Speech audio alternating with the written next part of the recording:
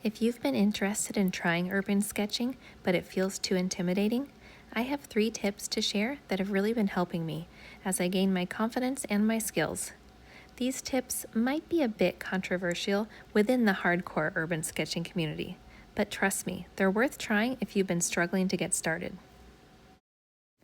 Okay, tip number 1, simplify. I'm talking elementary school simplification. Remember that standard house that everyone drew in the first grade with the row of people holding hands out front? Yeah, we're basically one notch above that. You don't need to take on an entire block of complex apartment buildings and storefronts. It's okay to start with a single house. In fact, let's only tackle one side of the house. It can be overwhelming to work on perspective when you're still trying to get a feel for all the other elements of this unique style. So I suggest putting perspective aside for now. Forget about the multidimensional approach and begin with flat perspective. Let's see how that looks when working from reference images. So here's an example of taking a photo that's shot at an angle and drawing a flat, straight-on version instead. Do you see how much easier it is to work with fairly uniform shapes and sizes rather than trying to match up the angles? And it doesn't affect my ability to include the fun details that I think will add to the overall look, like the wooden fence that was peeking out in the background and these 2 plants beside the front door. And I know depth is so important in urban sketching. I won't argue against that. But the rest can come later when you're ready for it. For the time being, my buildings might have the depth of a bird bath, but I'll tell you what, it's no longer intimidating. And I can still add small details that give my house personality. And by the way, I'm going to throw in a little bonus tip with number 3 that I think you'll enjoy.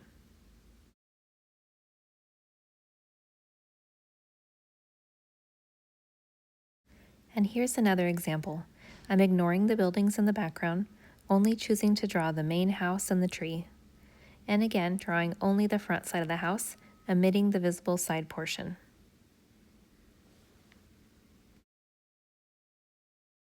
And of course, how much detail you add is totally up to you. I try to find kind of a happy medium where I'm getting a little bit more than the basics, but I'm not going too overboard on the details.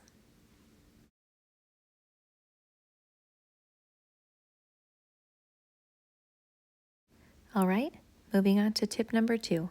Start with a pencil outline. So I will occasionally like to start with a very light pencil outline, sketching out the main points of focus and importance. And I know this one also goes against the general rules of urban sketching. It takes away some of the freedom and the spontaneous expression that comes from diving right in with pen. But for some of us rookies, we might be hesitant to go straight for the pen, especially in this example where I'm including all 3 houses in this row.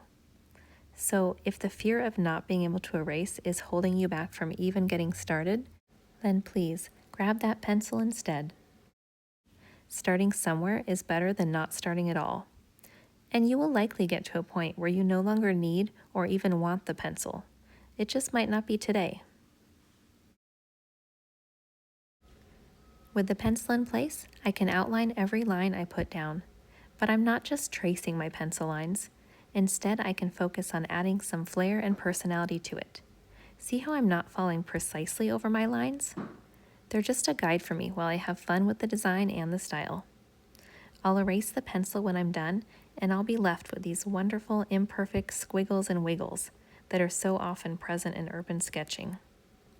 And remember, there isn't just one universal style, so you might find that you prefer simple lines, or you might like a ton of movement. There is no right or wrong approach. As I work on this, we'll head right into number 3, and that is revisit your lines. You might have already noticed me doing this with this drawing. I am a big fan of going over my lines multiple times, especially around the outline of a building, its windows, or its doors. And I think this does 3 things, really. First, it brings attention to the areas of importance by making them bolder and more noticeable. You have the power to choose where the points of focus will be. And second, it can create the illusion of depth and shadow. I'm not likely to go over the individual bricks or shingles multiple times, but you bet I'm revisiting the underside of the roof and the pocket around the front door. And third, I think it adds to the overall appearance. Doesn't the aesthetic look more artistic and more confident than just a single line? In fact, with this multi-line version, it almost looks like I know what I'm doing. And you know, this revisiting your lines method, it really goes hand in hand with continuous line drawing. So if you want to improve that skill, I think you'll find that revisiting your line helps a lot with that. It takes some of the pressure off because you aren't constantly creating a brand new line. You're taking your time a bit with little detours. And when you veer off course too much, adding an extra line or two can actually help correct those issues.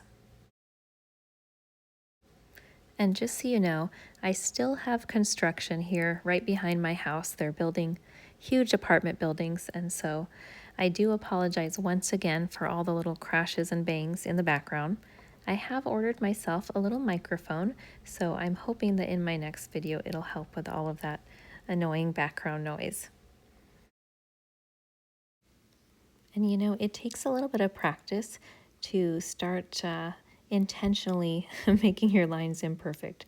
You know, I think we have such a tendency to go for those straight lines, but in this case, we're kind of going for the opposite.